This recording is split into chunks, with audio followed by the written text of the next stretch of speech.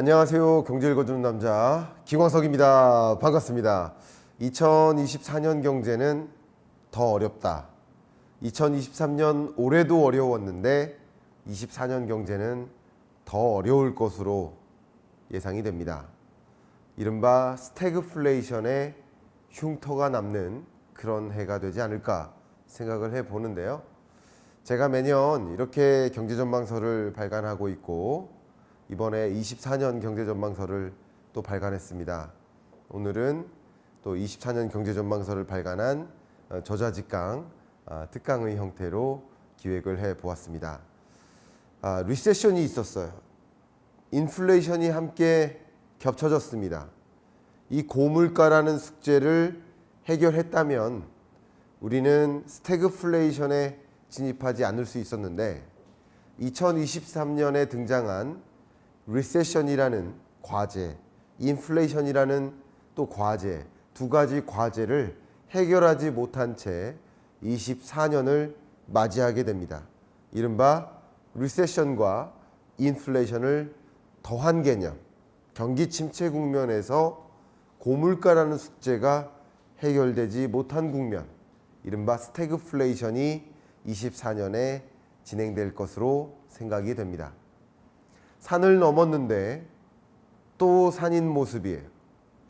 첫 번째 산을 마주할 때는 나름 체력이 있었기 때문에 뭐 한번 해볼 수 있었는데 산 하나 넘는 동안 23년 한 해를 보내는 동안 나름 그 체력을 가지고 버텨왔는데 또 산이 남아있으니 지금 기진맥진한 상태에서 이 산을 어떻게 넘을 수 있을까 정말 우려되는 그런 상황입니다.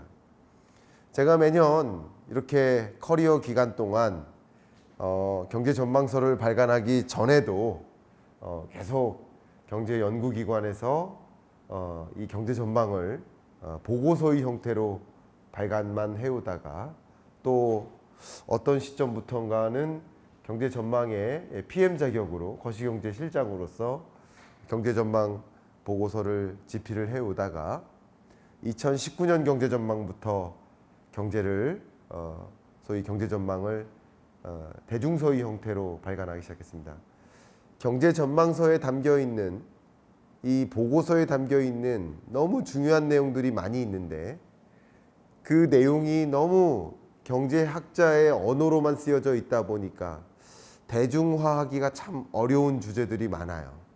대중서로 썼을 때 너무 어렵게 다가갈 수 있는 것들이 많아요. 너무 좋은 주제이지만, 너무 좋은 내용이지만 그게 대중화로 전개되기는 참 어렵겠다는 생각이 들어서 이 좋은 내용을 대중서로 정말 우리 일상의 대중의 언어로 써보자 하는 마음에 시작했던 2019년 경제전망이었습니다. 그때부터 어떤 생각을 했냐면 2050년 경제전망까지 여러분과 독자들과 약속을 해서 매년 경제전망서를 내겠다 했었고 오늘 그 약속을 지킨 지 6번째가 됩니다. 매년 경제전망서를 발간할 때마다 그 해를 점의 형태로 설명을 해보면 그 점들을 쭉 2050년까지 모으면 분명 선이 될 것이라고 생각하고 그 해를 점으로 표기하고 있고 우리 독자 여러분들께는 2050년 전망까지 꼭 모아주십사 이렇게 부탁도 드리고 있습니다. 2019년 경제전망 때는 결정점, 2020년 경제전망 때는 대전환점, 2021년 경제전망서에서는 이탈점, 2022년 경제전망서에서는 회귀점, 그리고 2023년 경제전망에서는 여러분 너무나 잘 아시는 내핍점이라고 비유했습니다. 이 23년 경제, 우리가 아직 23년을 살아가고 있기 때문에 정말 2023년이 내핍점인지 그것만 먼저 검증해보고 2024년을 소개해볼까 합니다. 제가 2023년 경제전망서를 약 1년 전에 발표했을 때 그때 제시해드렸던 그래프가 아마도 저 명목 소득이 394만 원, 실질 소득이 367만 원 일대일 겁니다. 그때 제가 뭐라고 말씀드렸냐면 여러분의 통장에 찍히는 가처분 소득, 그게 명목소득 기준으로 394만 원이 평균선인데 23년 안에 이게 늘어나기가 쉽지 않을 것이다. 줄어들 수도 있지만 늘어나기도 쉽지 않을 것이다. 그 수준을 유지할 것이다.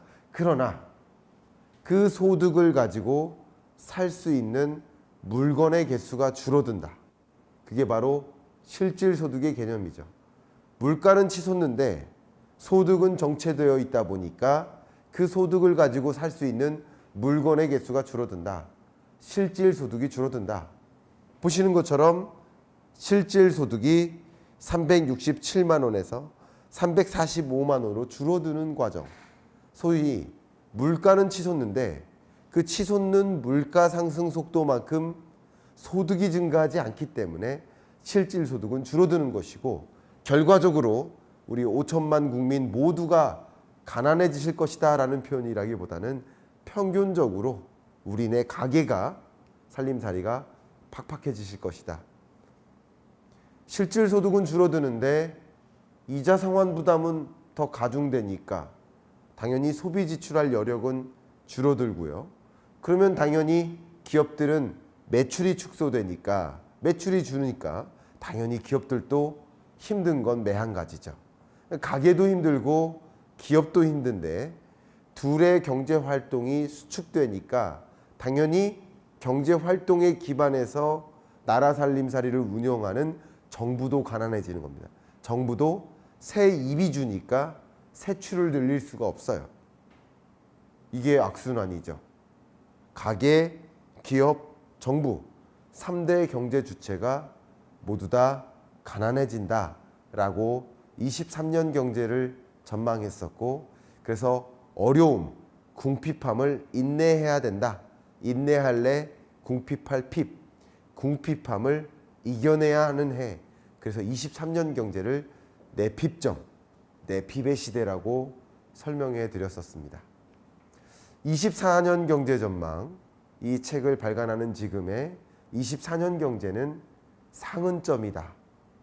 Point of Scarring이라고 표현했습니다. 2020년에 팬데믹 경제 위기를 겪었고 2022년에 러시아 우크라이나 전쟁을 겪었는데 그 두 번의 상처가 우리 몸을 강타했고, 그 상처는 나름 머릿속에서 지워지고 있지만 그 상처에 흔적이 남아있다. 흉터처럼 남아있다. 그 상처의 흔적은 안타깝게도 스태그플레이션이다 라는 말씀을 드리고자 24년 경제는 상흔점이다 이렇게 표현을 했습니다. 제가 24년 경제 전망서를 쭉 집필을 마무리하고 앞부분 프롤로그를 마음을 가다듬고 썼습니다. 제가 매년 경제 전망서를 준비할 때 1년 동안 준비를 합니다. 1년 동안 준비를 하고 그 1년을 마감하는 마음으로 프롤로그를 씁니다. 근데 그 프롤로그를 쓸 때 이번에는 처음으로 제가 시인이 되어서, 김광석 시인이 되었습니다. 시인이 되어서 시로 먼저 이 책을 시작을 했습니다. 제가 제 목소리로 그 시를 읽어봐 드리도록 하겠습니다. 오르막 올라와 또 오르막이다. 다 온 줄 알았는데 또 남았다. 힘겹게 올라온 오르막에 무겁게 내딛는 발걸음. 여기까지 올라왔지만 다음 발걸음을 내딛기 어렵다. 쉽게 끝나지 않을 것이라는 불안감 때문이다. 2024년 경제를 설명해주는 하나의 짧은 시가 아닌가 생각을 하고 이 시와 함께 24년 경제 전망서의 시작을 알렸습니다. 제가 이 프롤로그를 쓰는 동안 정말 펑펑 울었거든요. 그만큼 24년 경제가 참 어둡다 이런 생각을 하고요. 제가 24년 경제 전망서에 항상 그 바디 부분, 본론 부분은 굉장히 차가운 머리로 쓰는데 프롤로그 부분 또 끝맺음 부분은 뜨거운 마음으로 씁니다. 그 마음이 여러분께 조금이나마 전달이 됐길 바랍니다. 이제는 조금은 냉철하게 차가운 머리로 24년 경제가 왜 상흔점인지 설명을 드려보고자 합니다. 이 경제학 용어가 있어요. 상흔 효과, 그러니까 스쿼링 이펙트라고 합니다.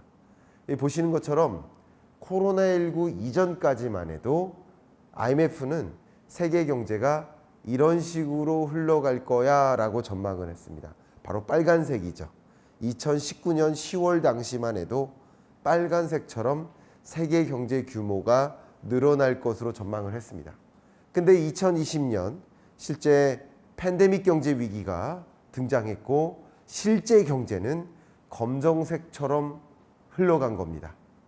그리고 또 2022년에 러시아 우크라이나 전쟁이 발생했고 발생하기 전 2021년 10월까지만 해도 IMF는 파랑색처럼 세계 경제 규모를 전망했어요. 그런데 실제 세계 경제는 검정색처럼 흘러갔다. 결과적으로 2020년 빨간색과 검정색 간의 차이값, 이게 바로 이코노믹 스카링, 경제적 상처가 발생한 거고요.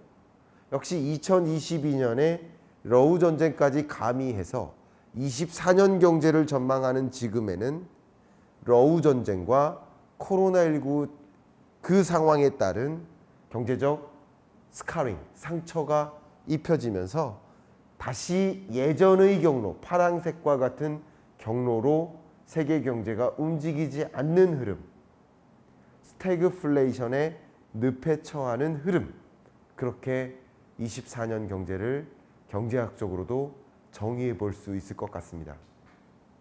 실제 최근에 월드뱅크에서 중국 경제를 진단을 했는데 코비드 알파가 있었고 델타 웨이브가 있었고 오미크론 웨이브가 있었는데 중국 경제의 경우에는 특히나 코로나19 이전 수준의 경로, 이 주황색과 같은 경로로 다시 돌아가지 못하고 점선과 같은 주황색 경로로 아예 그냥 고성장을 멈춘 느낌이다. 이렇게 생각하시면 좋아요.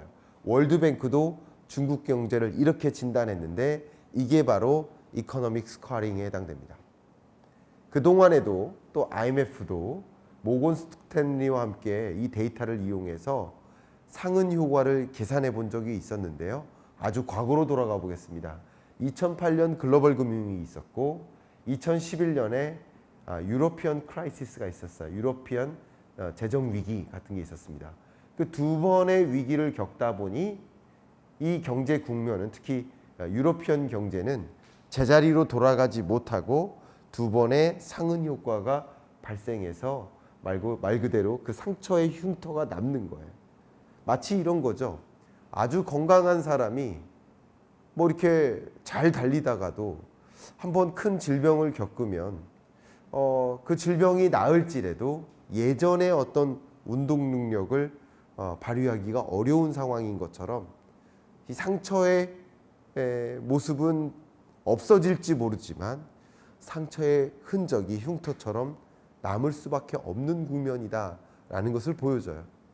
최근 러시아 우크라이나 전쟁에 따른 이코노믹 스카링, 역시 상흔 효과를 잠깐 또 추가적으로 설명드려 볼까 합니다. 2022년과 23년에 GDP와 CPI의 그 전망치가 있어요. 근데 2022년 2월 달의 전망치가 파란색이고요. 22년 역시 5월 달의 전망치가 빨간색입니다. 러우 전쟁에 따른 효과를 볼 수 있죠.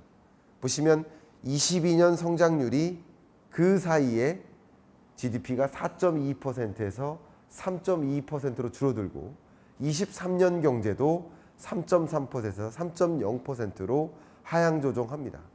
근데 반면에 물가, CPI 같은 경우는 종전 22년 물가 상승률은 5.4%였는데 23년은 3.1%였는데 역시 CPI가 약 3달 후에 7.7%, 4.1%로 각각 수정 조정한 거예요. 결과적으로 이 러우 전쟁의 효과는 경제적으로는 하방 압력을 주고 물가적으로는 상방 압력을 줍니다. 이게 바로 상흔 효과다라고 생각을 하시면 도움이 될 것 같아요. 역시 이런 상흔 효과가 24년 경제에 작용을 하다 보니까 스태그플레이션의 형태로 경제가 어쩌면 늪에 처한다. 더군다나 최근 등장하고 있는 이 중동불안 이 사태가 어떻게 보면 더 확전되는 양상 속에서 또 다른 물가 상승 압력을 가져다 주고 또 다른 경제의 하방 압력을 주다 보니까 또 다른 상처를 가져다 주는 게 아닌가. 결국 이 흉터가 아물지도 못한 채 스태그플레이션이 더 커지는 게 아닌가. 이런 생각, 이런 걱정을 좀 하게 됩니다. 그러면 지금은 그 상처의 흔적, 글로벌 스태그플레이션이 실제인지를 증명해 드리도록 하겠습니다. 지난 23년 7월까지만 해도 IMF는 글로벌 소비자 물가 상승률의 흐름이 이렇게 주황색처럼 23년, 24년 목표하는 수준까지는 아니더라도 그래도 안정화될 거야 라고 생각했는데 23년 10월 들어서 빨간색처럼 상향 조정합니다. 근원 물가 상승률도 마찬가지 종전의 전망치 주황색보다 이 빨간색으로 상향 조정합니다. 약 3개월 동안 상향 조정하게 되는 이유는 국제 유가도 급등하고 슈퍼 엘니뇨가 찾아와서 식료품 물가도 또 올라가고 그게 반영된 근원 물가도 또 올라가고 글로벌리 여러 주요 세계 국가에서 정말 이 파업이 거대하게 일어나면서 임금 상승률도 더 일어날 것 같고 미국 경제 같은 경우는 사실 경제가 이렇게까지 상당 부분 탄탄한 경기 침체 없이 흘러가는 모습이 또 강한 긴축을 가져다 주니까 이런 것들이 세계 경제에 또 다른 부담을 주고 강달러를 야기하고 강달러를 야기하면 야기할수록 세계 주요 국가들은 물가를 잡기 더 힘들거든요. 더 비싼 비용을 지불하고 한 단위 수입을 해야 되거든요. 근데 여기에 저는 아마도 중동 불안이 가미되지 않은 상황이라고 생각하고 글로벌 스태그플레이션은 더 진전될 수 있겠구나. 스태그플레이션의 정의를 지난주에도 말씀드렸습니다만 이 고물가라는 숙제가 해결되지 않은 채 경기 침체가 진전된다. 보통 경기 침체 국면에는 물가가 잡히기 마련인데 저물가가 보통인데 고물가라는 숙제와 이 경기 침체라는 숙제를 같이 만나는 국면이다. 그럼 물가 부분 말씀드렸으니까 경기 침체는 어떤지를 설명드려야 되지 않겠습니까? IMF가 이번에 전망하기를 2020년 팬데믹 경제 위기 겪었고 22년 회복되는 듯 했다가 23년, 24년 L자로 꺾여 들어갑니다. 잠깐 제가 누차 강조하고 있지만 경제 위기와 경기 침체는 다르다. 경제 위기는 이렇게 역성장하는 것이고 2020년처럼 23년, 24년처럼 L자로 꺾여 들어가는 건 경기 침체다. 특히 세계 경제 성장률의 평년치가 대략 한 3% 후반이 됩니다. 3.8% 정도가 됩니다. 그걸 훨씬 밑도는 구간이 L자로 계속 멈춰지는 국면이 바로 경기 침체인 거고 제가 그래서 23년 경제 전망서에 그 앞에 들어가는 부제 Great Recession 23년 경제 전망 아니었습니까? 경기 침체가 진전이 되는 것이고 우리는 지금 경기 침체 국면에 살아가고 있는 것이고 24년 경제는 고물가라는 문제를 해결하지 못한 채 스태그플레이션에 더 진입하는 모습이다. 이렇게 말씀드리고요. 제가 누차 강조하지만 경기 침체와 경제 위기는 다르다. 또 경기 침체가 주가 침체나 부동산 침체, 자산 시장의 침체와 다를 수 있다. 이거 굉장히 중요하다는 말씀을 드렸는데 그 부분은 다음 주에 제가 또 기조 강연의 형태로 여러분께 말씀드리기 때문에 그 부분 꼭 기대해 주시고 글로벌 스태그플레이션 국면에서 나는 어떻게 대응할 것인가, 나는 어떻게 살아갈 것인가 라는 것을 또 한번 생각해 보실 수 있는 계기가 되시기를 바라는 마음으로 이번 주 경제 읽어준 남자는 마무리하겠습니다. 감사합니다.